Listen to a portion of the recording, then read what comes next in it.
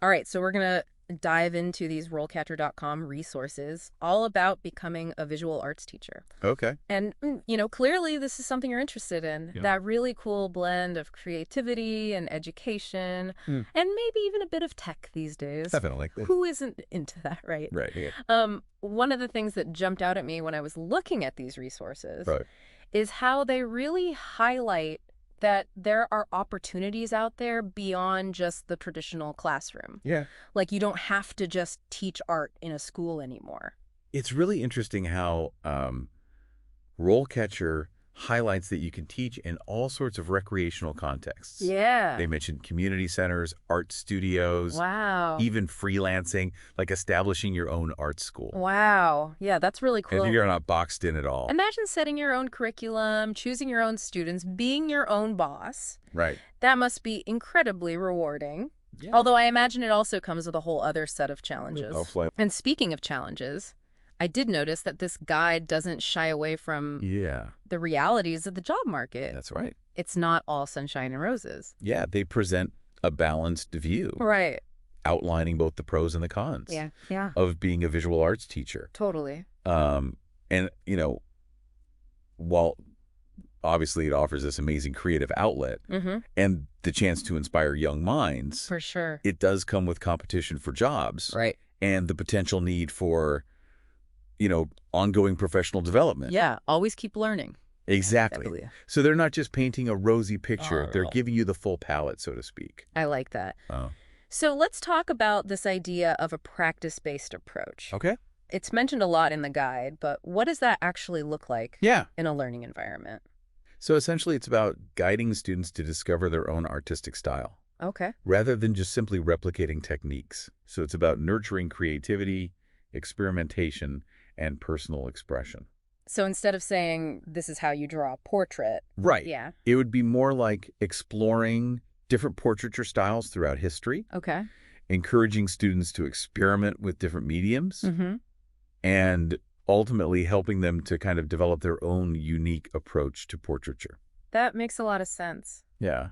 It's really about giving the students the tools and the freedom to find their own artistic voice, Absolutely. which is so important. It is. But it also makes me wonder, how do you balance that freedom Right. with also making sure that they have the technical skills they need to succeed? Of course. Because art isn't just about feeling. There's Really? a certain level of craft involved as well. Absolutely. And that's where the guide's emphasis on skills, Right. beyond just artistic talent, comes in. Okay. They highlight communication, Yeah. time management, Okay. and even a bit of psychology as being really crucial for visual arts teachers. Right. Because you're not just teaching techniques, you're managing a classroom, Exactly. understanding different learning styles, and you're motivating students to do their best work. That's a multifaceted role. It really is. Yeah. It's like you're an art coach almost. Yeah. You're there to nurture their talent, Yeah. but also to push them beyond their comfort zones and help them develop the discipline and the resilience that they need to actually make it Yeah.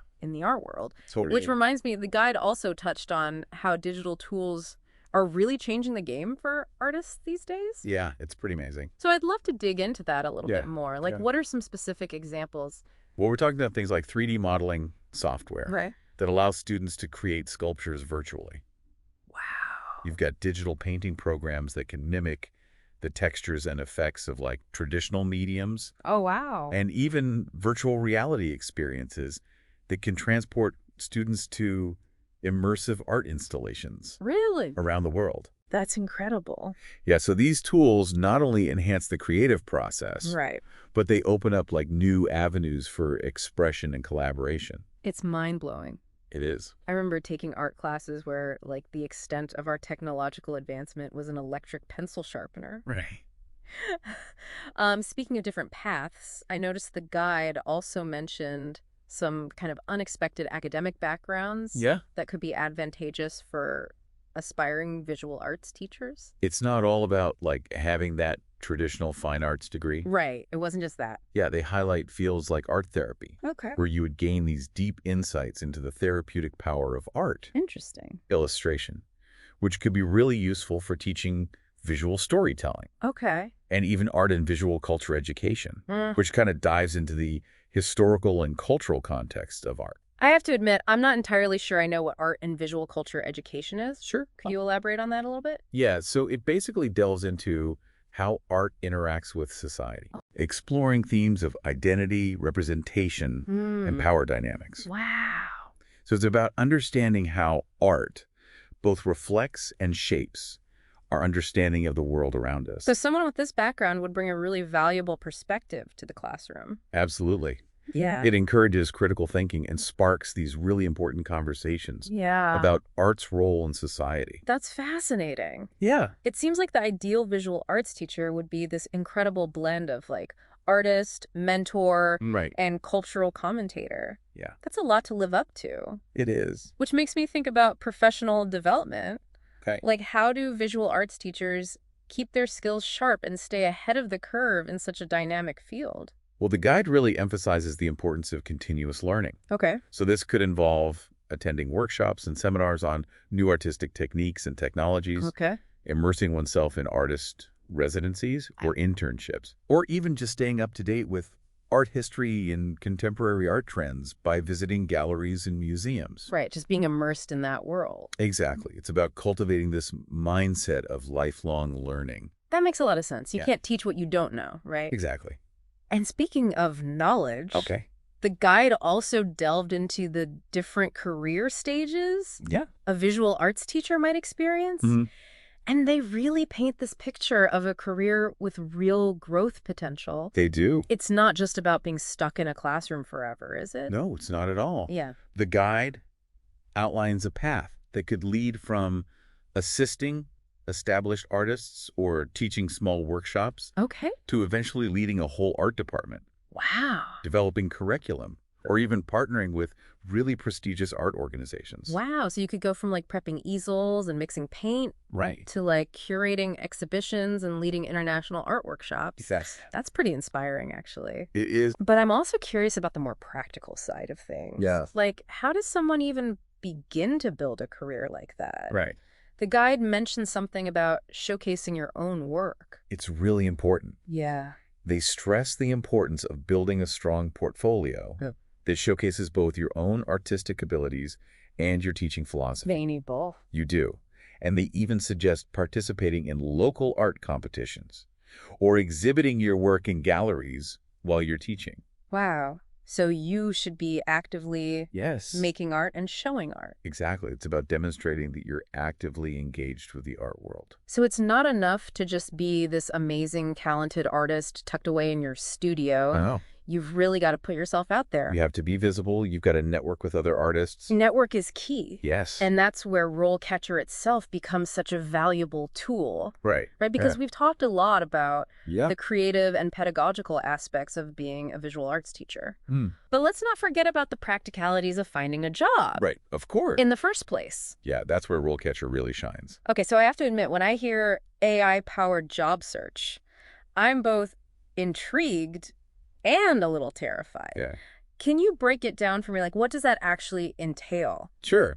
So imagine having this like digital assistant that helps you craft the perfect CV Okay. that highlights your most relevant skills and experience. So it's looking at your...